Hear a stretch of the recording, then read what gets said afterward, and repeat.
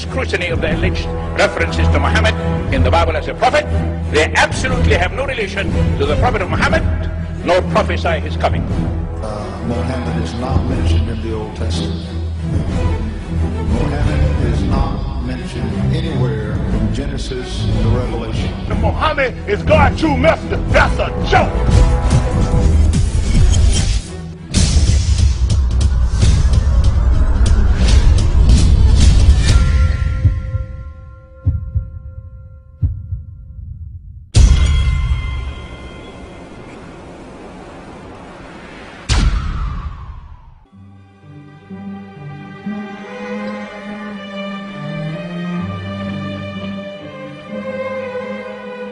Lo, we inspire thee as we inspired Noah and the prophets after him, as we inspired Abraham and Ishmael and Isaac and Jacob and the tribes, and Jesus and Job and Jonah and Aaron and Solomon, and as we imparted unto David the Psalms.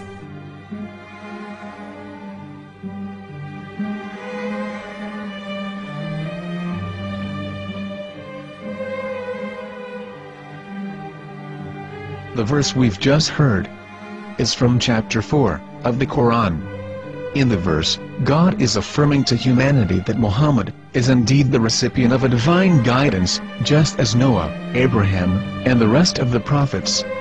However, some Christians and Jews today don't believe that Muhammad was a prophet and the covenant that God made with Abraham. And since the Quran is not their book of authority, in this video I'm going to show you that the book you're holding in your hands contains the name off the seal of prophethood, the Prophet Muhammad.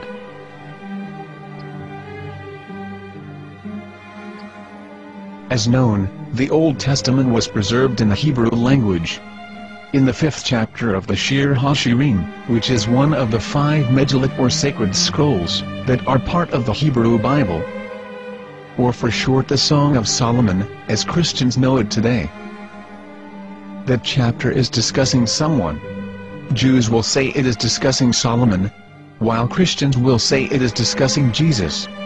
Considering this is the Songs of Solomon, it would seem logical that it is discussing Solomon. The verses, describing this mystery man, have the narrator's speech conjugated in the feminine, meaning it is a woman who is describing this man. So it is possible that it is one of Solomon's wives discussing her husband Solomon. However, Christians assert that Jesus is being discussed, and that the chapter is describing a man who was not yet alive at that point. A prophecy.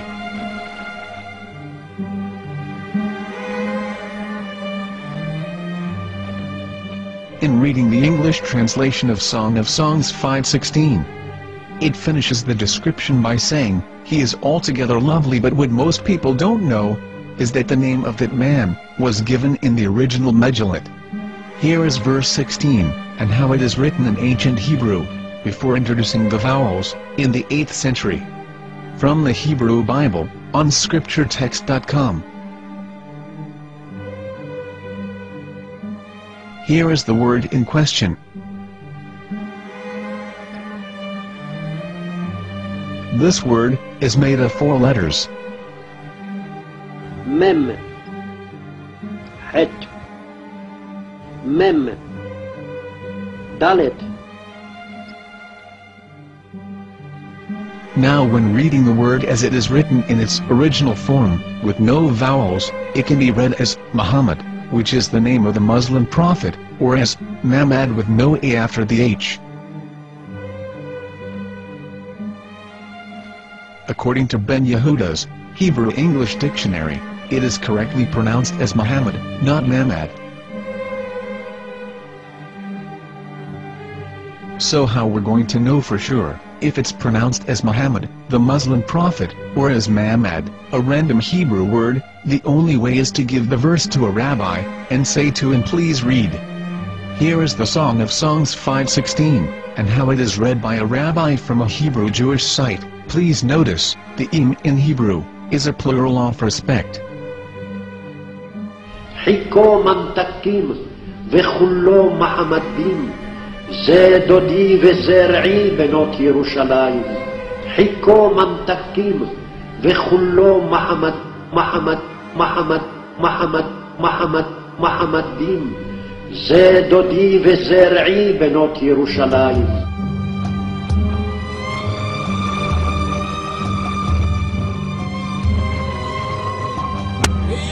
Coming out from the darkness, there are no other gods but God, and Muhammad is his messenger.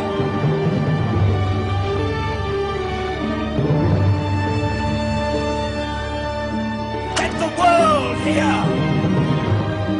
חיכו ממתקים וכולו מחמדים, זה דודי וזרעי בנות ירושלים. חיכו ממתקים וכולו מחמד, מחמד, מחמד, מחמד, מחמד, מחמדים, זה דודי וזרעי בנות ירושלים.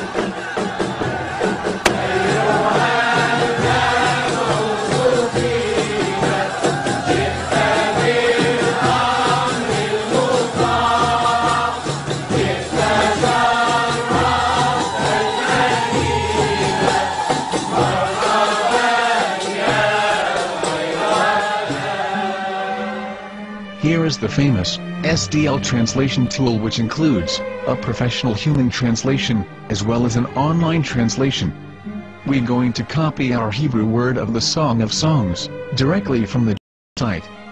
It's the same site, where you can hear the rabbi reading the verse in Hebrew. All links are in the description, so, we're going to copy the word and paste it, and ask, please translate. Are they going to translate the meaning of the name of that person? As the Bible translators did. Which is the praised and the lovely one, or are they going to keep the name as it is? Well, see it yourself. Here is the World Lingo translator. The result is the same. It's Muhammad. We have no right. We have no right to translate names of people. Anybody. Your name should be retained. Mr. Black is Mr. Black, though he's white. You have no right to translate names of people. But they have been doing that. Muhammad they translated as altogether left. But the word Muhammad is there in the Hebrew language. The word Muhammad is there in the Hebrew language.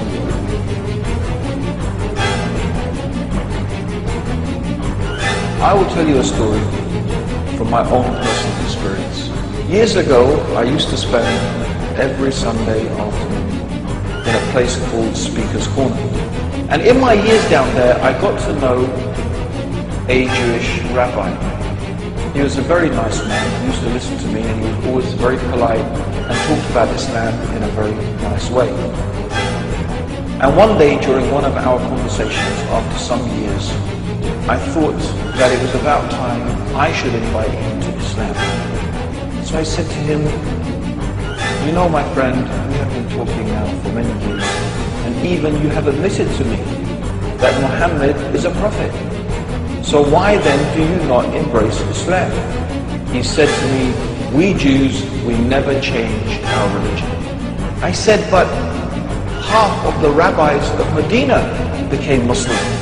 He said, that is true, but still, we Jews never change our religion. I thought, what can I say to him? He looked at me and said, listen to me, my friend. God sent to us a prophet Moses, and we didn't even listen to him. Do you think we're going to listen to another prophet after him? From another tribe? From another people? When he said that, I had nothing left to say. He knew that Muhammad was a prophet. In fact, another rabbi also came up to me and he said to me, we know Muhammad is a prophet, and he quoted to me a passage from the Bible